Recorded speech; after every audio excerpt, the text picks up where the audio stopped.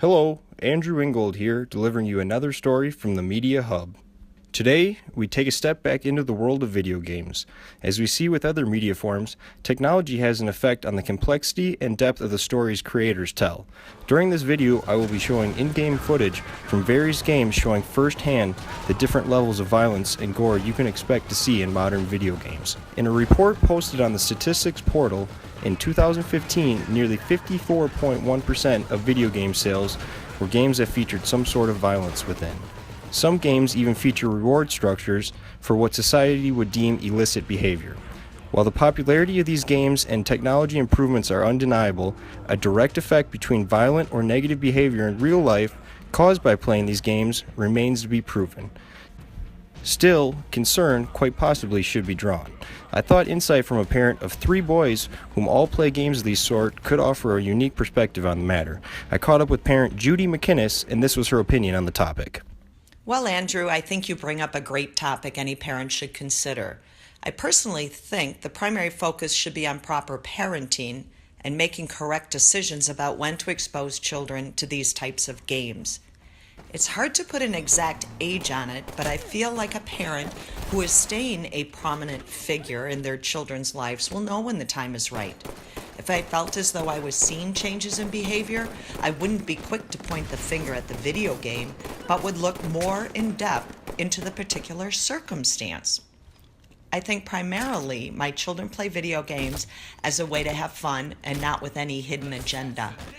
I firmly believe that if I do a good job parenting and instilling good morals and values, then I have nothing to worry about in that aspect. If they want to play some video game that has them blowing up buildings and stealing cars, so be it, as long as they are following a faithful and moral path towards whatever they deem as success and makes them happy. I don't worry about the small things. I think Judy hits on some very good points in her piece. I also wanted to get some insight from an expert in the media field, Professor Alex Ingersoll. I was curious what his perspective was on the level of violence in games and the potential ability to not just cause bad behavior, but rather teach them skills necessary to facilitate these actions. This was his insight on the topic. So yeah, if you look at the video games research literature, there's a lot of work that contrasts with other work in that you find some work claiming that there's direct effects with violent video games and violent behavior, but that's contradicted by other research that shows that if you're more prone to violence initially, then you're more prone to like violent video games anyway.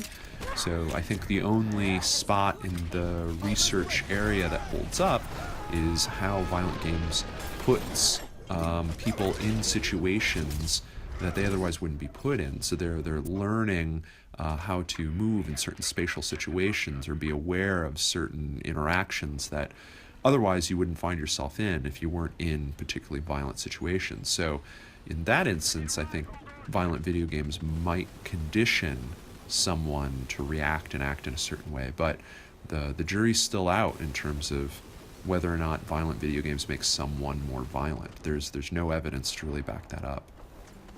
I think Alex also makes some great points on the topic. That's all we have on today's video. Thanks for listening. Signing out.